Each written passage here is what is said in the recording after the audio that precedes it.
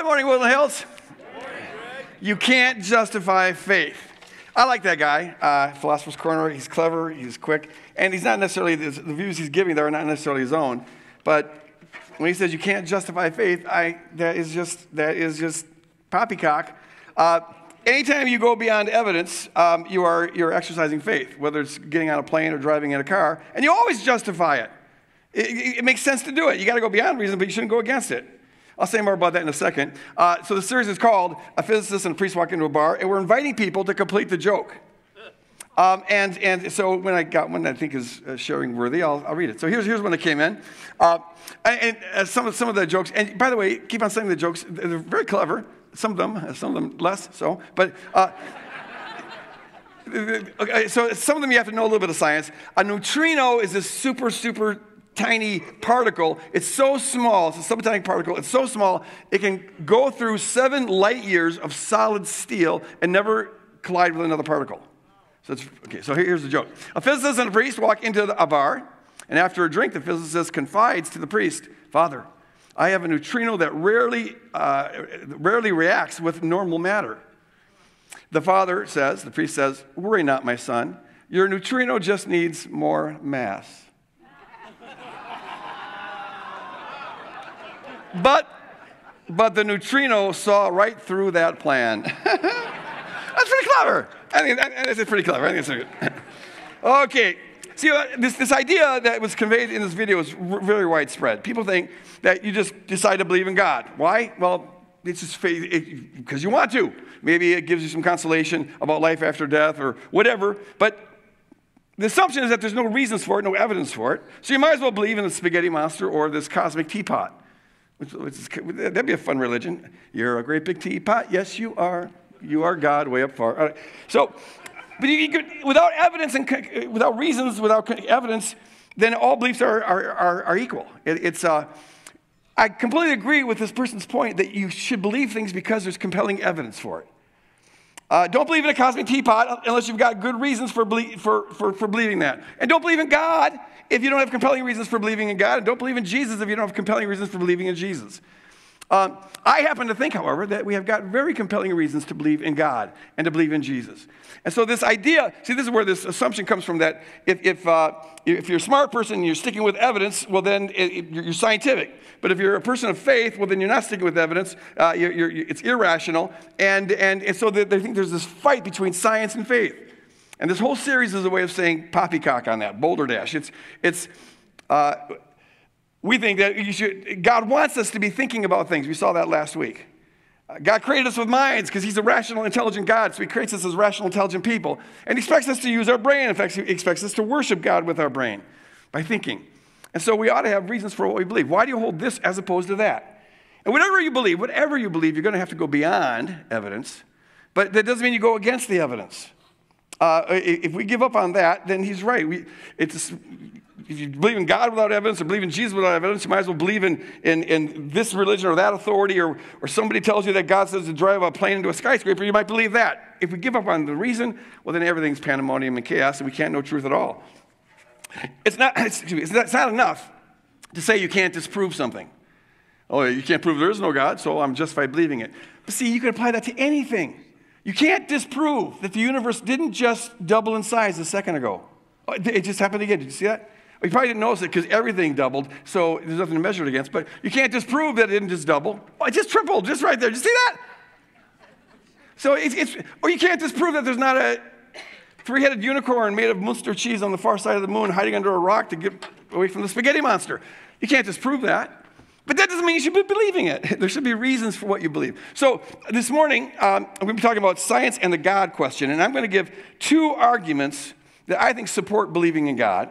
They're not my primary reasons for believing in God, but the 2 arguments that intersect with science. And since this is a series on science and faith, we thought it'd be good to share those. There's 2 aspects of modern science that I think support faith in God. Both of these aspects reflect the truth that is proclaimed in Psalms 19, where the author says this: "The heavens are telling the glory of God, and the firmament, the skies, proclaim his handiwork. Day to day pours forth speech." Always is pouring forth speech. "Night to night declares knowledge.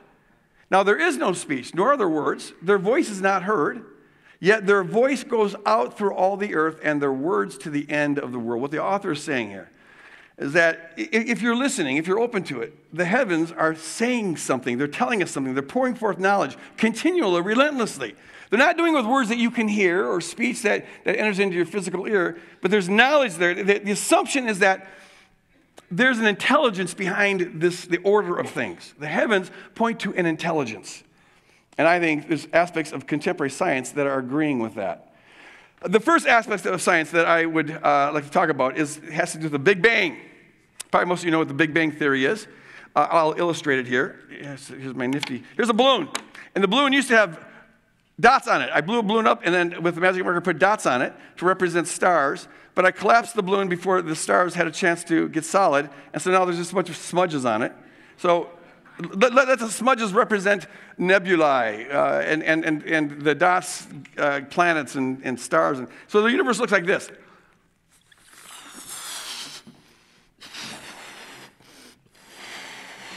It's getting bigger and bigger. It's expanding. And all the dots that used to be on here that never did dry. Maybe it's not a good idea to put magic marker on a balloon to start with, I'm thinking. But if you were a dot on this, you'd be getting farther and farther from all the other dots. And notice that as this thing expands, it's not that the dots are moving away from each other, it's that the space that they're on is getting bigger, it's expanding.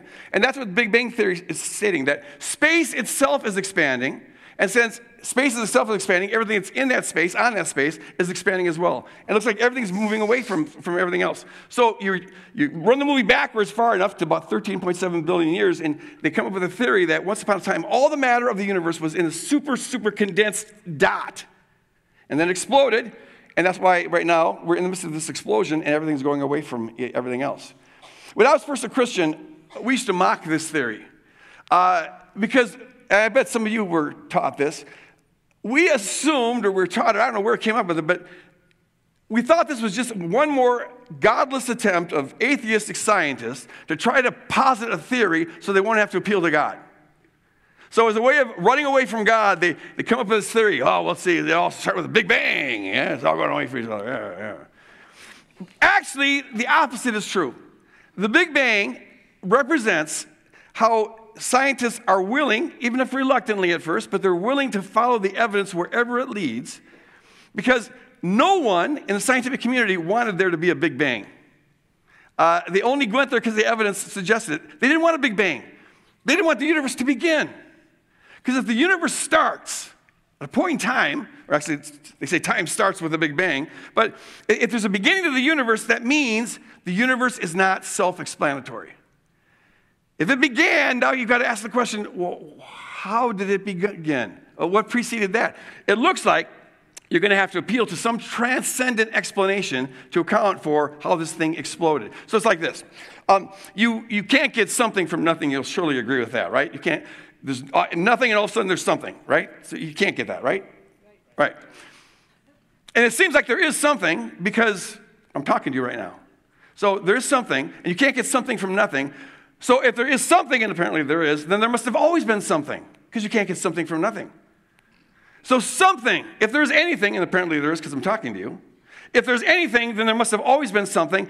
And so something must be uncreated. Something must be eternal. Something must always have been. It must be in the nature of something that has always been there and it will never go out of existence. If you ever had nothing, you'd still have nothing because you can't get something from nothing.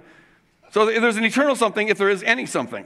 And that eternal something has to account for the temporal something.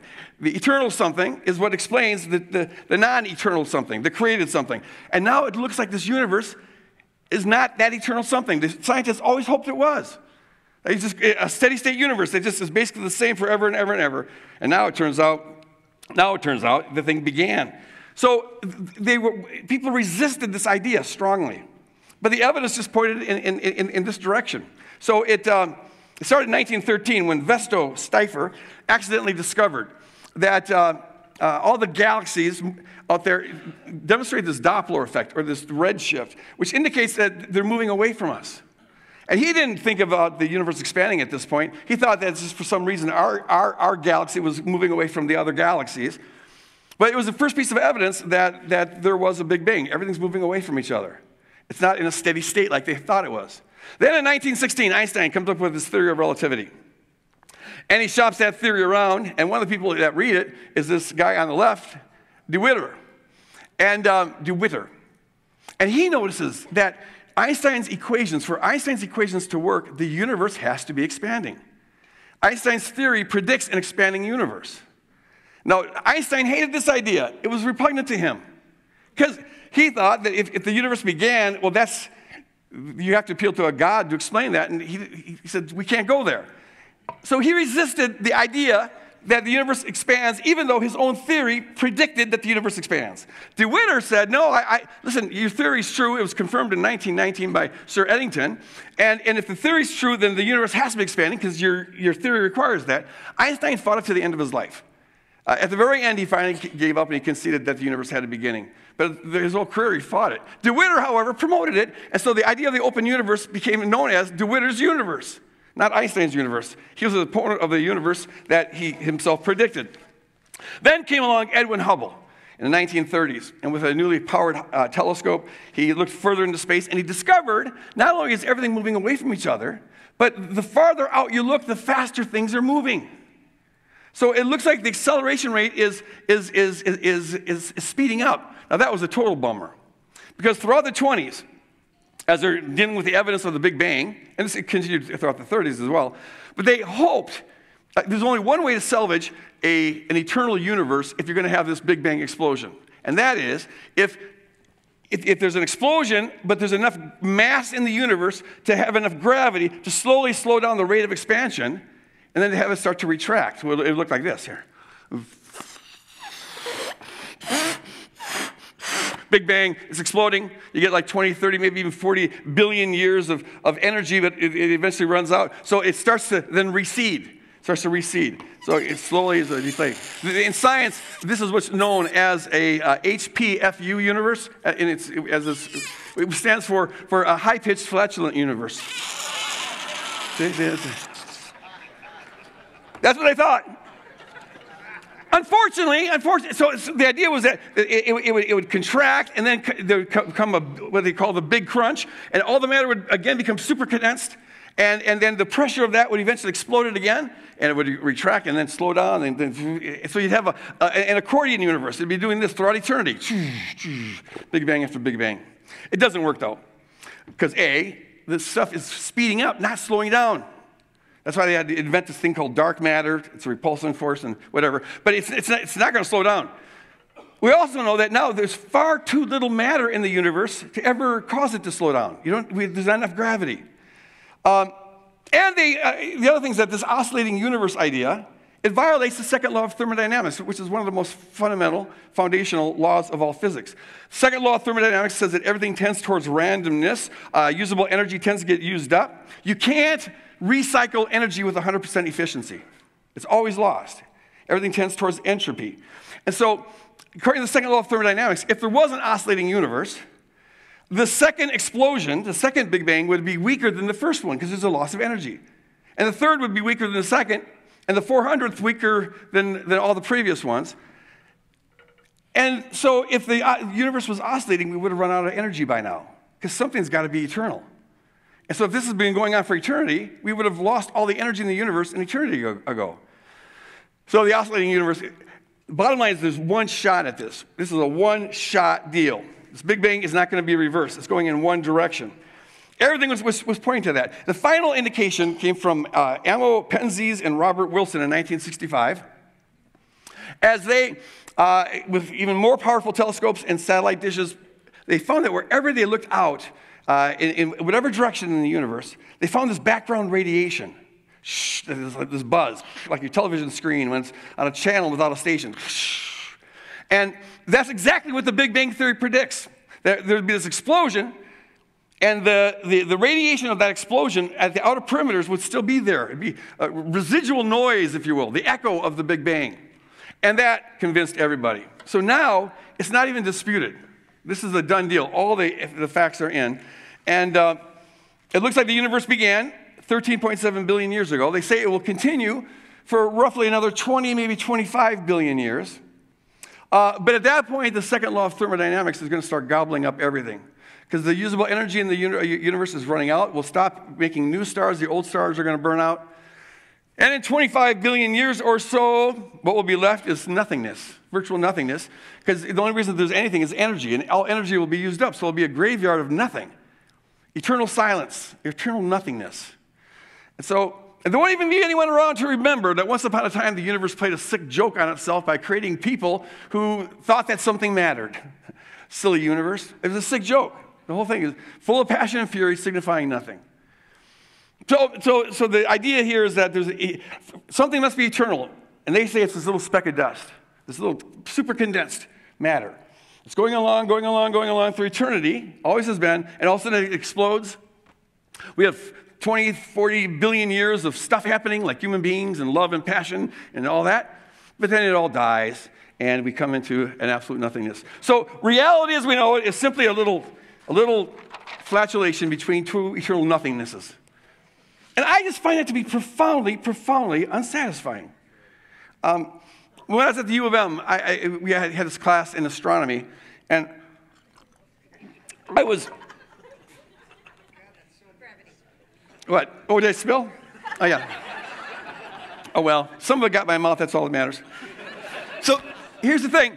It was an astronomy class, and we were looking at the moons of Jupiter up on this building, and the professor starts to pontificate, first of all, about this comet that he discovered the previous year, and he's famous for it, and went on and on about that. And then he started talking about the Big Bang and how we got from the Big Bang to us, and it was kind of interesting. And then at the end of it, he said, are there any questions? And I had a question, but it seemed so obvious that I thought, surely I missed something. And I didn't want to ask it because I thought maybe I'll look stupid. But no one else was asking a question. So I raised my hand.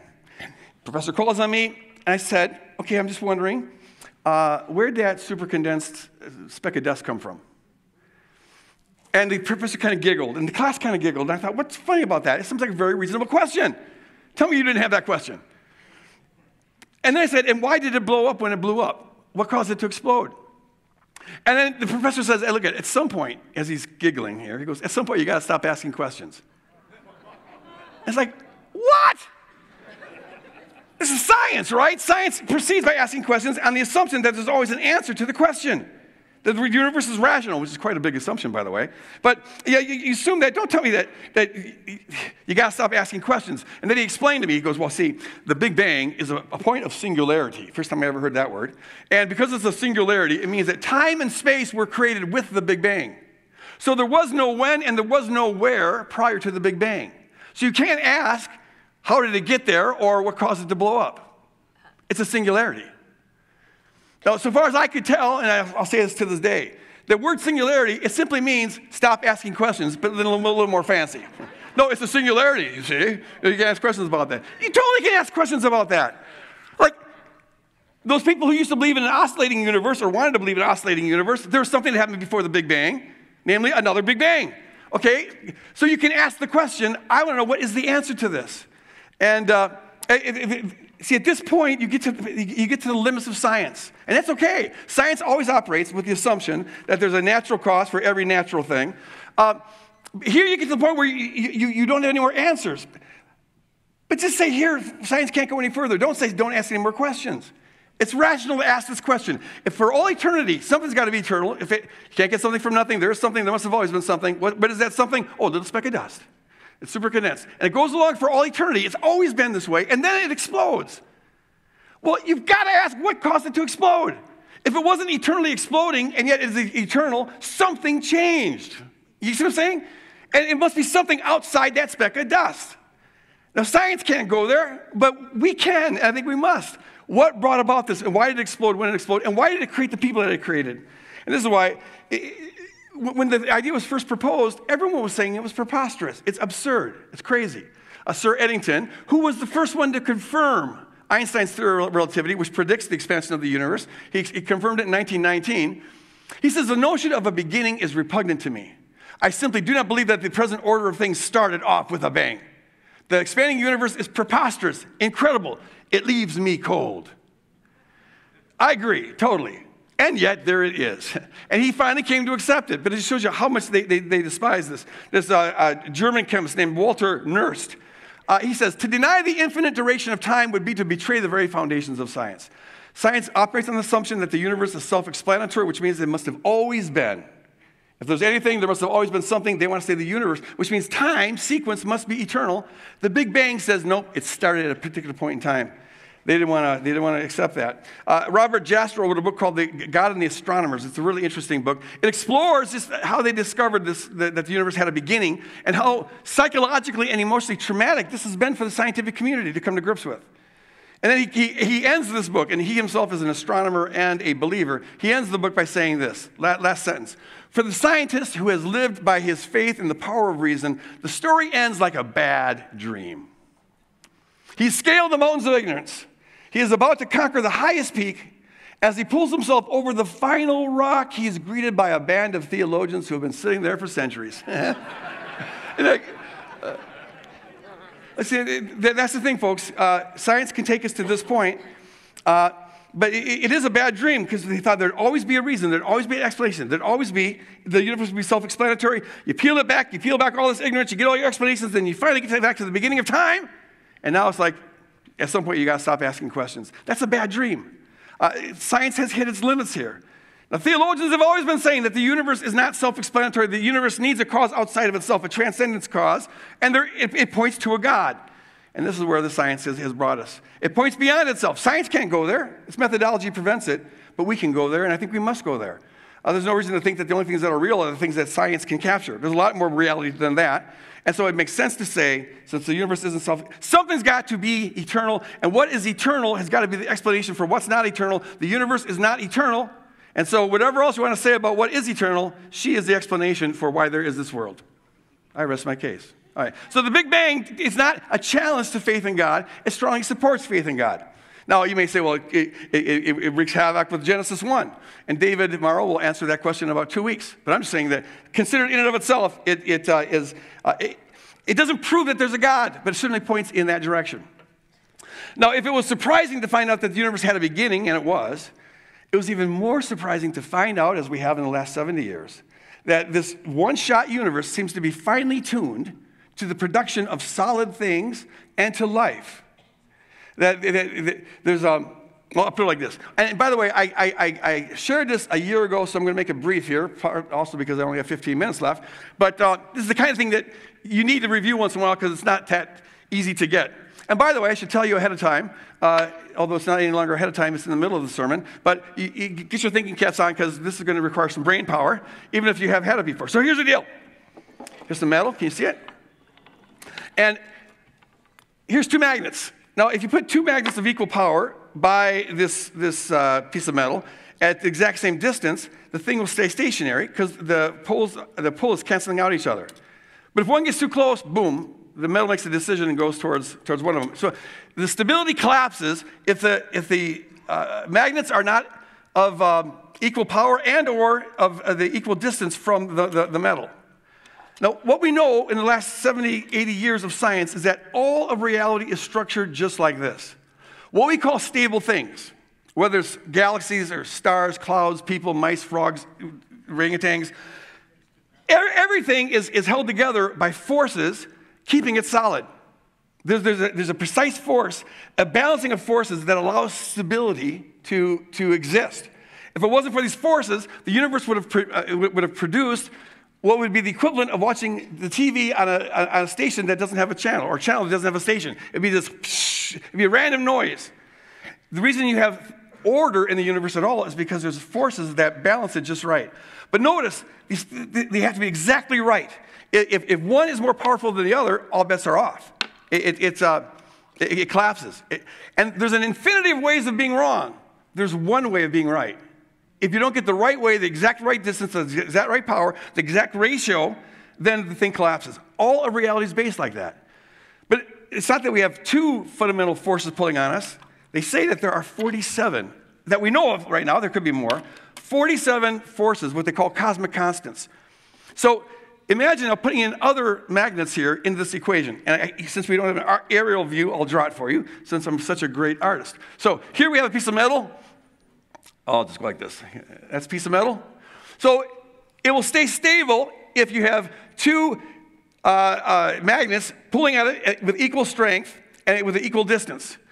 Now, one magnet could be stronger than the other, but it has to be farther removed. So the ratio has to be exactly right. But now add in other magnets. Like these are all magnets.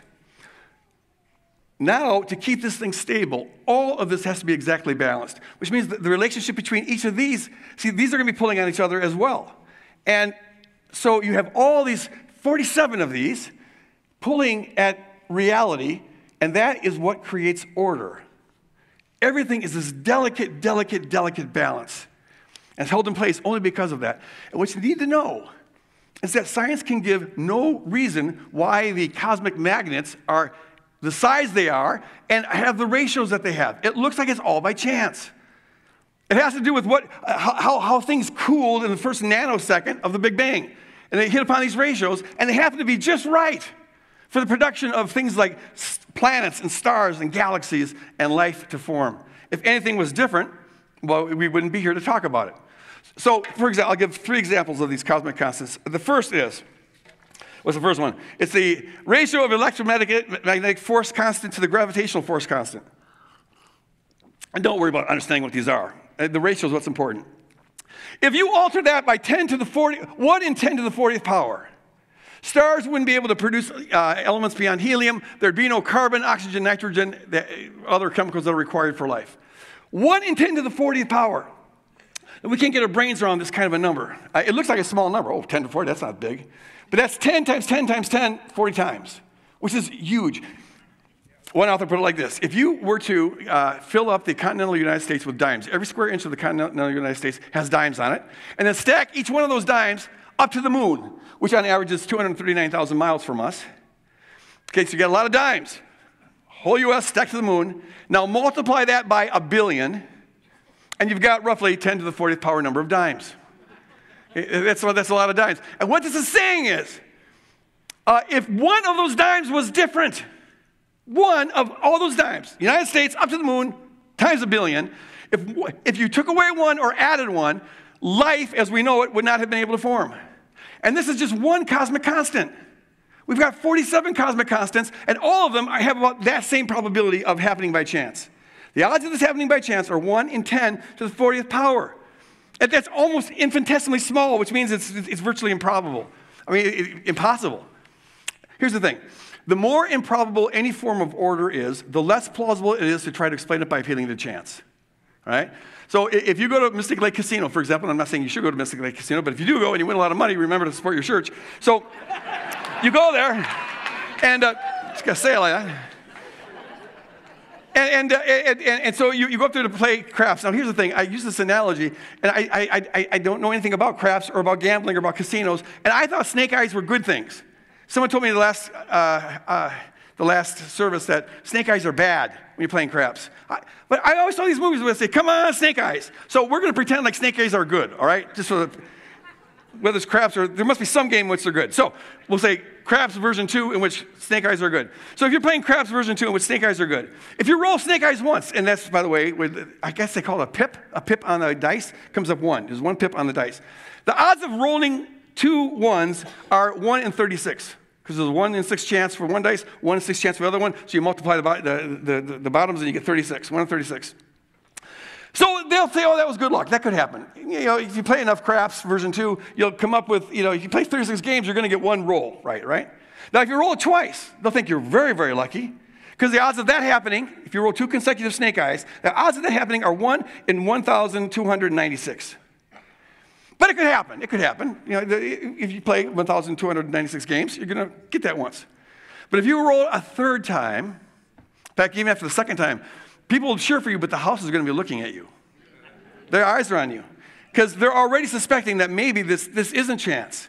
The more improbable the order, the less compelling appeal to chances.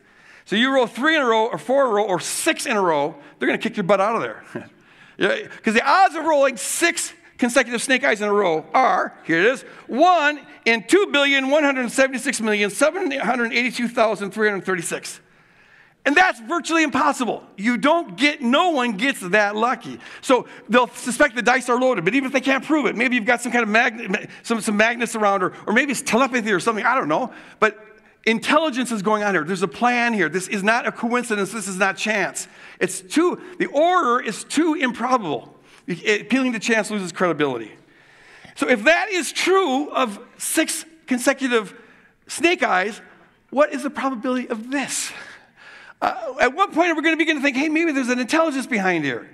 In fact, think about it like this. Let's make it really simple. Let's say that the odds of any cosmic constant coming into being was not 1 in 10 to the 40th power, coming in by chance.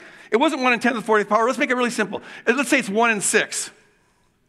And so each one of these is 1 in 6. So even keeping it that small, what's the probability of this happening by chance? So let's go to the omniscient Siri. Siri, what is 6 to the 47th power? 6 raised to the 47th power is 3742042951225795400145351872987799136.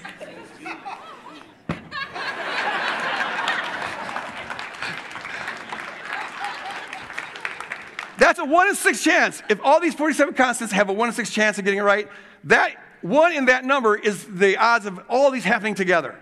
Now, make it 1 in 60, you got to multiply that by 10. Make it 1 in 600, you got to multiply that by 100. Make it 1 in 6,000, you got to multiply that by 1,000.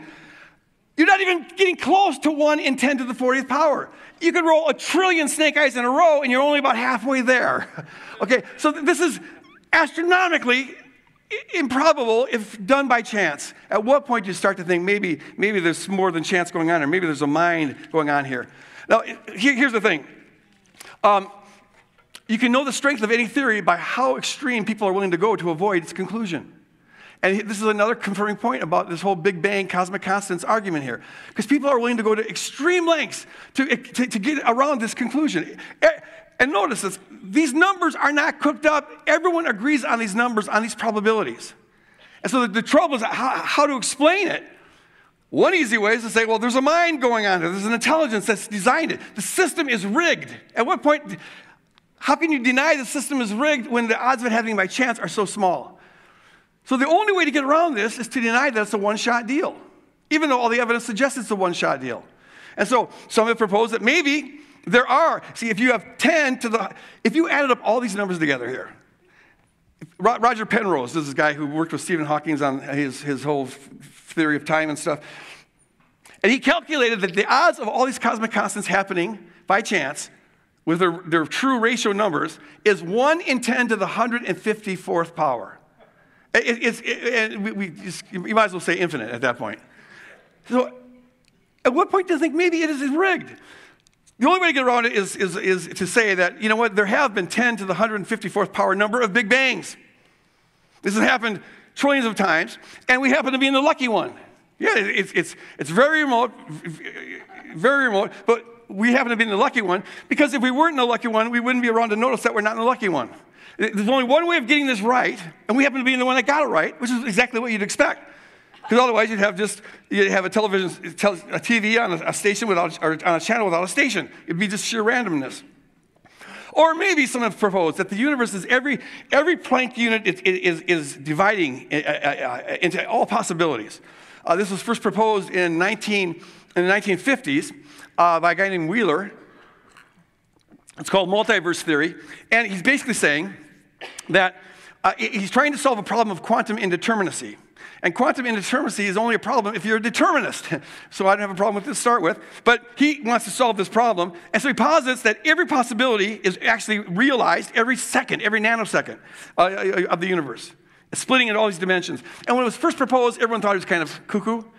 But now it's catching on, because it's the only alternative to thinking that there's an intelligence behind this thing.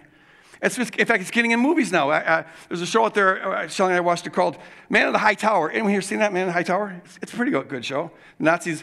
But it deals with... Spoiler alert. Sorry.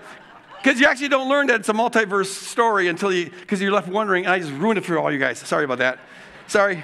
But it's still good to watch, even if you know where it's going. So it's catching on a lot now. But here's the thing. It's getting very elaborate. They're positing different theories, different dimensions, and string holes and wormholes that connect them to, and it's getting very elaborate. you've just got to know that they have 13 dimensions, some say 17 dimensions. All of those things are simply theoretical constructs. They're mathematically self-consistent ways of describing the way the world could be. What could be. It's possible. But the question is not, is it possible? Could the world be like this? The question is the world like this? And to decide that this map actually describes our world, you need evidence. You need compelling evidence. And there is no evidence for this. All of this is spun out to solve the problem of quantum indeterminacy and to escape this conclusion that this happened by chance. Or to escape the conclusion that didn't happen by chance, that it was by intelligent design. But how is that really different from believing in a cosmic teapot? Yeah, I can't disprove this, but I got no reason to think it's true. And it makes you feel more comfortable to believe that it happened by chance, that there's not intelligent design. But how is that different from people thinking, I feel more comfortable believing in a cosmic teapot? You need evidence. You need argumentation. And all the evidence suggests that this is a one-shot deal. It started 13.7 billion years ago. It's going to die out in 25 billion years if the Lord doesn't return, and he will return before then. But it doesn't explain itself. And it's so finely tuned. You know, what I find is this, is that as I was working on a sermon this week, I look around at everything, and everything has got a 1 in 10 to the 154th power chance of existing. If anything had been at all different, one dime removed from one of these cosmic constants that go up to the moon times a billion, this wouldn't be here. Everything is a miracle. Do you see what I'm saying? Like the fact that I exist is a miracle, that you exist, that there's solid things, that this isn't just a scrambling TV screen without a station. It's a miracle. There's a miraculous quality to everything, which is why with the psalmist, when he says the heavens declare the glory of God, as far as I can see, this is just proving that point. This glorifies God. This is God's wisdom. It screams out knowledge and intelligence. It's telling a story. This doesn't happen by chance. This is design, folks. And what we're seeing here is the working of the divine mind, producing the improbable. Amen. And so if there's a mind behind this whole thing, you got to ask the question, well, why would God go through all the trouble? Something's got to be eternal. If you ask, well, where did God come from?